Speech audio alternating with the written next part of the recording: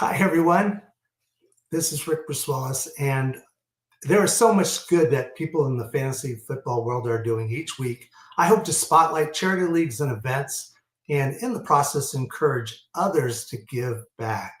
Tonight's show has a very special guest, and that is Washington Commanders star running back, Austin Ekeler. Austin, welcome to the show. Appreciate you being here. How are you doing tonight?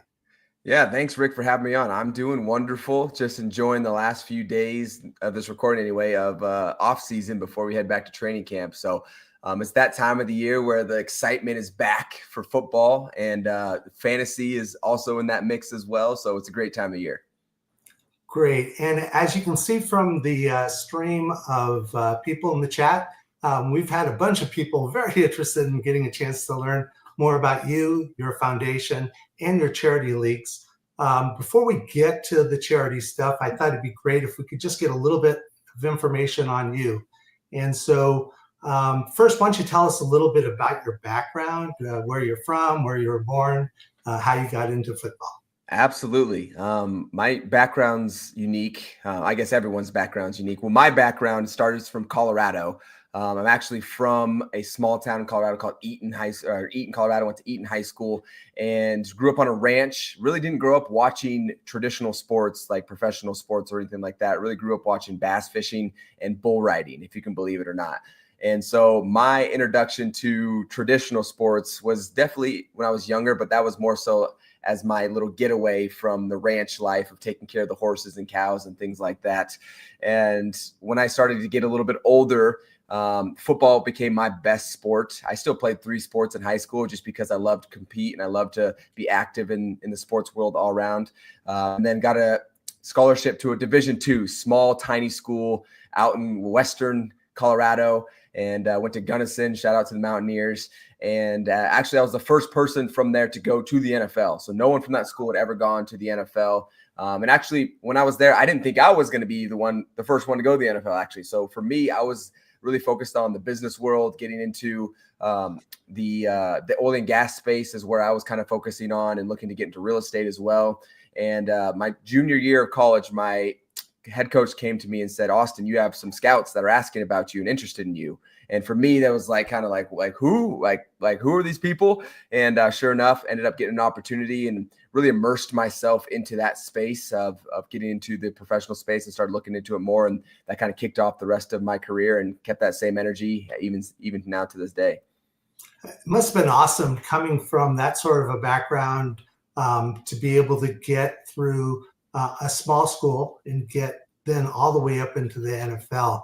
Can you tell me what it was like getting drafted, or were you drafted? Were you brought in as a free agent?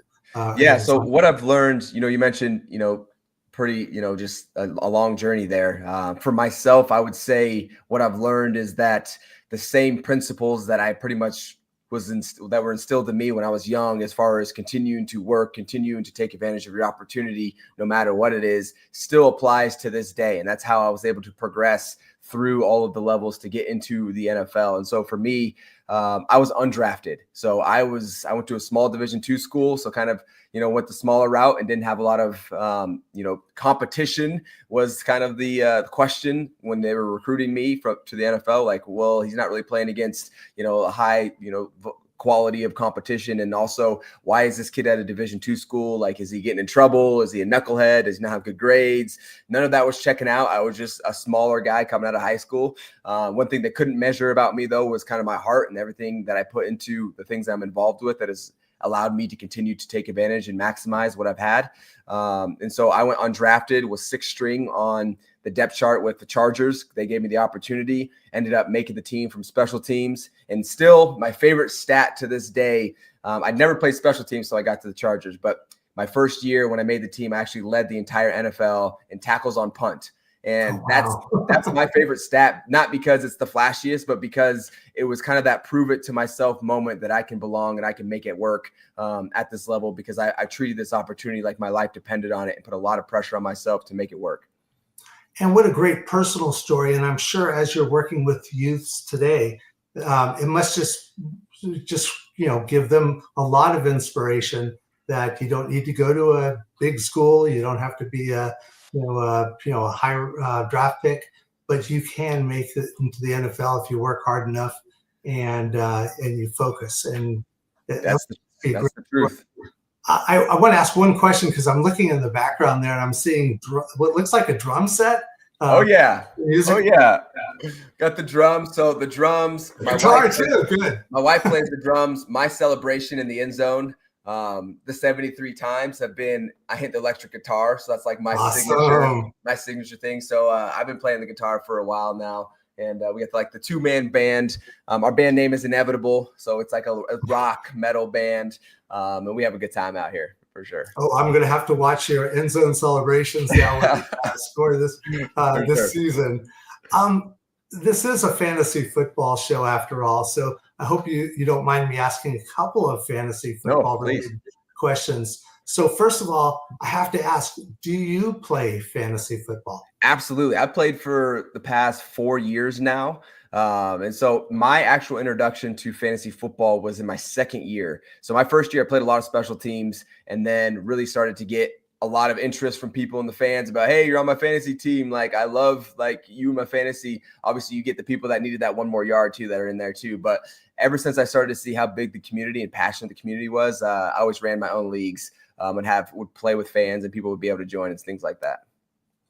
And, as a player, what are your thoughts about fantasy football? The people who, obviously watch a lot of football, they're probably, amongst the most passionate fans of football. But are there things about fantasy football you like? Are there things that you get frustrated about? What are your general thoughts? Yeah, I think overall, fantasy football is a good positive influence on the game and the enjoyment factor of watching the game. And the reason I say that is because of the good qualities I see. It brings emotion out of people. Like, people get invested into their team because they feel like they have some type of ownership of, hey, these are my guys this year, And that leads me to the next reason I love it is because fantasy football breaks down the barriers of the logos. For instance, I played for the Chargers. I currently play for the Commanders. No one gives a dang about that if I'm on their fantasy team, right? If I'm on their fantasy team, I'm on their fantasy team. And so they'll know me, and they still might be a Bears fan or, a 49ers fan, but they got Austin on their team. So now they're also an Austin fan. So I love that aspect that it teaches people about players across the league. So I think that creates an attachment to not only your team that you root for on the field, your logo, but also other players across. I love that aspect.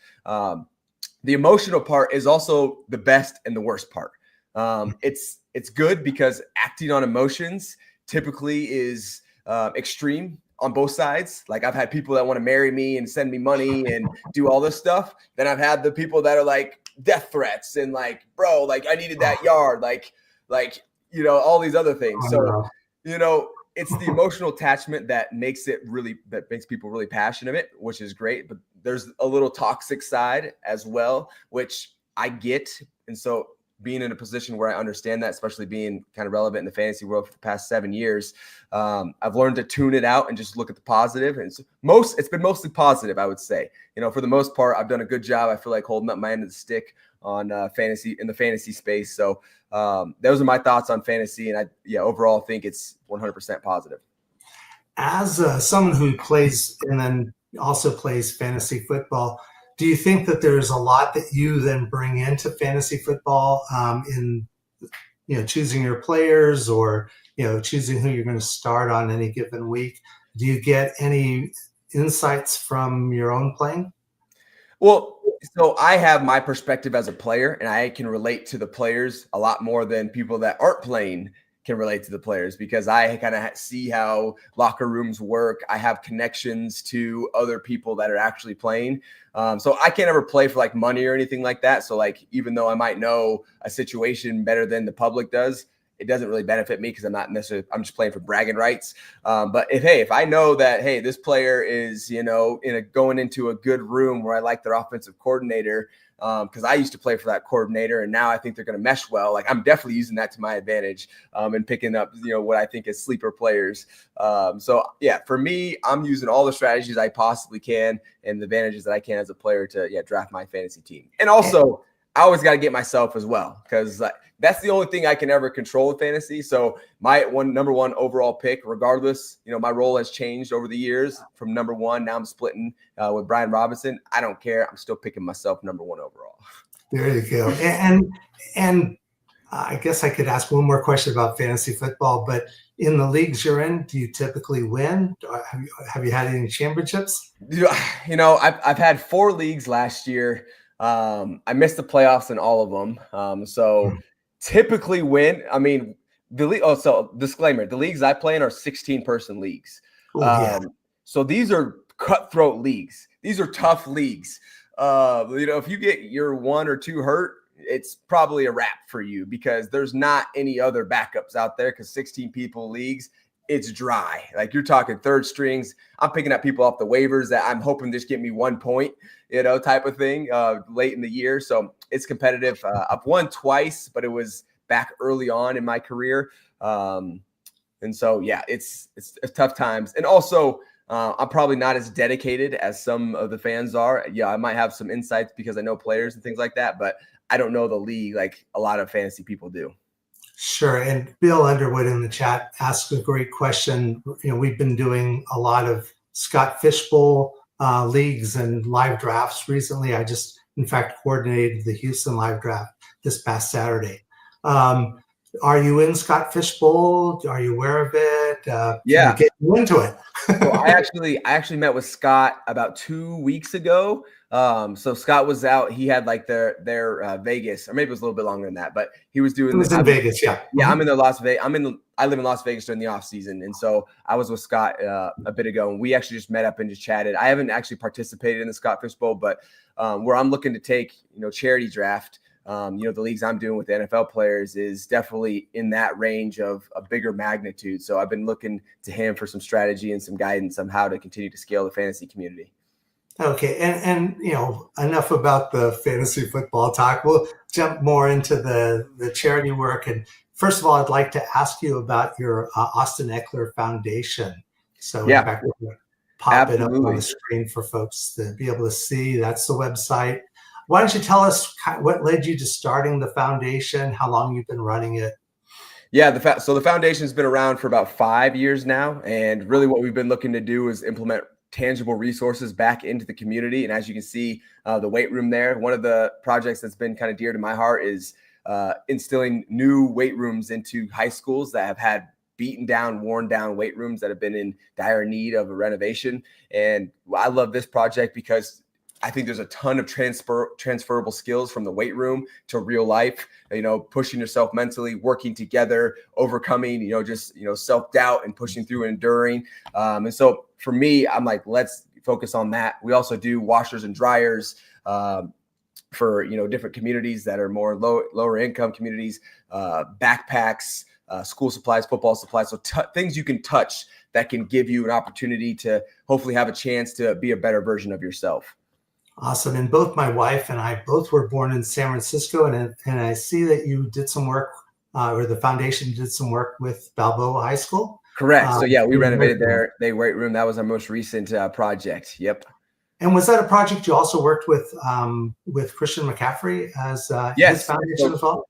So typically, if we're in an area, we'll reach out to any of the players that might be connected to that area in any way.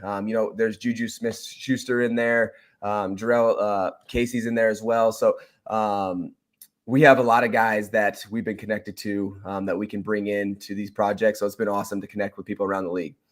Oh, awesome. And I know you're also doing work with other schools, and just the fact that you're doing so much work to help young people is inspiring. What got you into this? I mean, especially working with youth. Yeah, I think for myself, growing up and getting the opportunity, making it as far as I have, I think one of the things that was really there was the opportunity to go and push myself. And I actually had a mentor that told me, Austin, because I initially wanted to do a mentoring program, and he's mentioned that you can only push someone to their capabilities and their willingness to want to go forward. It's the saying, you can lead a horse to water, but you can't make him drink. So I really took that to heart, and I was like, if I can't really lead someone to maybe a full potential, or what I see as a full potential, let me put resources there so that they can use it for themselves, so they can have at least the opportunity to push themselves forward. Because I'm a true believer in, you take advantage of the opportunity now as a reflection of what your current or your next opportunity is going to look like. So if you are becoming the best version of yourself now, growing your capabilities, applying yourself right now, it's inevitable for that next opportunity to reflect that in some way and be a little bit better, and hopefully what you're looking for in the next opportunity. So big believer in taking advantage of the now, because it leads to the better next. And I love your mission statement, turning setbacks into stepping stones. We inspire passions and unlock potential. That must resonate well with a lot of the youth that you're working with. Absolutely. And so as youth, working with youth, it's tough because they're still immature, not because, well, it's just because they're young. They haven't had a lot of experience. They haven't had life, opportunities yet to really get out there and learn for themselves. So I know I go talk to them. Maybe they'll remember, some things that I say, but I know they'll really remember how I make them feel. And so I think for me, when I'm especially talking to youth, it's more about hopefully instilling some type of mindset of, hard work will pay off. Hard work will pay off. It's simple, but it's effective, and especially in your youth, because that's where you're building your building blocks of how you're going to work as an adult. And you're going to look back and hopefully set yourself up for success based off of the things that you were doing in your youth time, because your youth is kind of your molding opportunity in your life. And the fact that you're also doing working on renovating weightlifting rooms or weight rooms, must also help the schools themselves from an athletics point of view too. You've worked with Balboa, but I think there's other schools you've done work with there at weight rooms as well. Yeah, absolutely. So Santa Barbara, Long Beach Poly.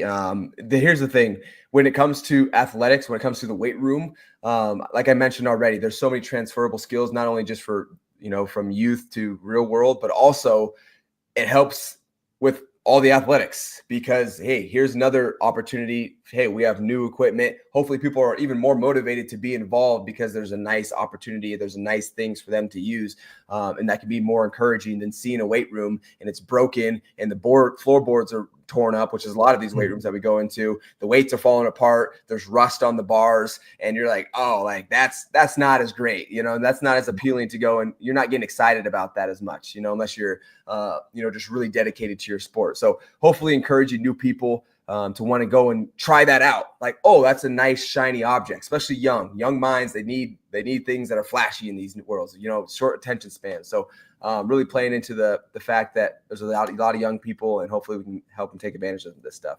And can you tell me about the Watts Schools project, where I think you were working with the schools on washers and dryers across campuses? Yep. As I mentioned, it's tangible resources. So we have a lot of different tangible resources that we're putting back in the community. And that particular project was for 5 middle schools, and then a couple elementary schools. And so these schools had a high rate of low income parents or households, either living in their car or living in assisted living, and couldn't do their laundry. Because if you're living in a car, you don't have where you do laundry. You got to go to a laundromat, and that costs money.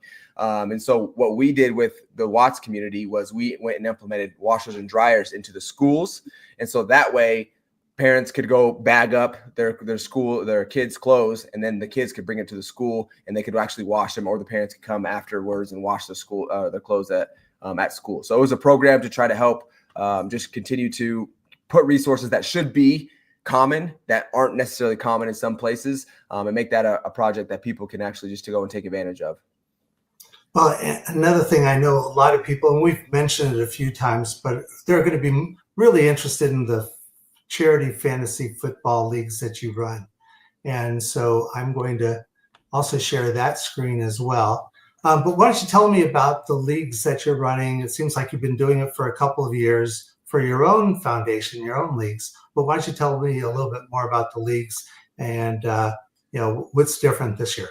Yeah, absolutely. So, we've been speaking a lot about my foundation. Well, a lot of the funds I'll donate or will also raise from the community, but I like to raise money in fun ways that people can get excited about. And so this is a fantasy football show podcast, right? So that's what we're doing. We're doing fantasy football. So what it is basically these hosting players will donate prizes, game jerseys, game tickets, signed gear, different shout outs. And we also have our own prizes that we throw in there as well, like fantasy football coaching, different, event tickets to expos and in-person meetups.